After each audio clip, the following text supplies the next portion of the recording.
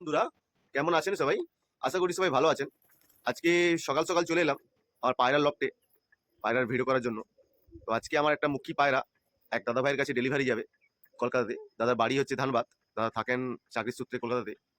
তো পায়রাটা দেখুন আমি কেমনভাবে ডেলিভারি করি, সেই উদ্দেশ্যেই ভিডিও করা।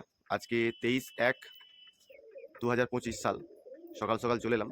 আমার এখান থেকে বাস আছে 8:30টার দিকে, তাই সকালে আমি ভিডিও করে ওনাকে পাখিটা বাসে তুলতে যাব। তারপরে ওনার কলকাতা থেকে নামিয়ে নেবেন উনি, তারপরে উনি বাড়ি যাবেন বাস পাখিটা নিয়ে। তো দেখতে থাকুন ভিডিওটা, আমি পুরোটা স্কিপ করবেন না, ভিডিওটা পুরো দেখতে থাকবেন। আর ভিডিওটি ভালো লেগে থাকলে অবশ্যই একটি লাইক কমেন্ট শেয়ার করবেন।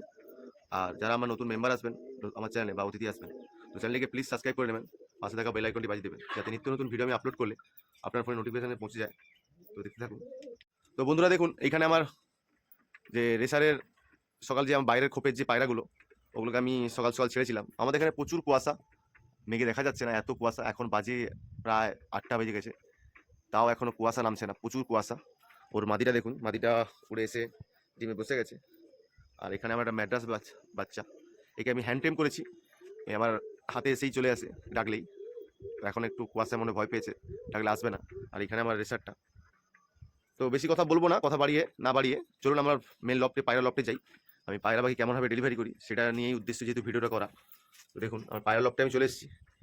এইখানে একটা এই পেটিটা আছে, এই পেটিটার মধ্যে আমি পাখিটাকে প্যাকিং করে ডেলিভারি করব। তো দেখুন এইখানে আমার এই মুখিটা আছে, মুখিটা অ্যাকচুয়ালি জোড়া আছে। তো দাদা ভাই আমার খুব ক্লোজ হয়, আমার নিজের পেয়ার ভেঙে আমি দাদা ভাইকে মুখিটা ফিমেলটা দিচ্ছি। এখানে আমার এইটা ফিমেল, দেখুন ফিমেল আছে,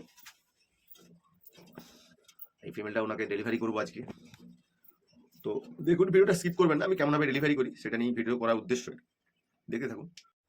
তো বন্ধুরা, এই যে পেটি দেখছেন, এই পেটিটার মধ্যে আমি ভালো করে খড় দিয়ে দিয়েছি, যেহেতু এই পাখিটাই যাবে। তো পায়খানা যাতে না করে তার জন্য এই পেটির মধ্যে একটু আপনারা চেষ্টা করবেন খড় দিয়ে দিবার। আর পেটিটার চারপাশে ফুটো করে দেবেন, যাতে এই পায়রাটা নিঃশ্বাস নিতে পারে, ভালো করে নিঃশ্বাস নিতে পারে, হাওয়া বাতাস চলাচল করে। দেখুন পায়রা আমি ধরেছি, পায়রাটা খুব ফ্রেশ হেলদি, একদম রেডি মাদা আছে পায়রা। তো দাদাভাইয়ের সাথে আমার অনেক দিনের ফিল্ড, তার জন্য আমি দাদাভাইকে এটা ডেলিভারি করলাম, কলকাতা টিপ করলাম। তো দেখুন পায়রাটা আমি ভালো করে দেখিয়ে দিচ্ছি, ভালো করে পায়রাটা ধরে।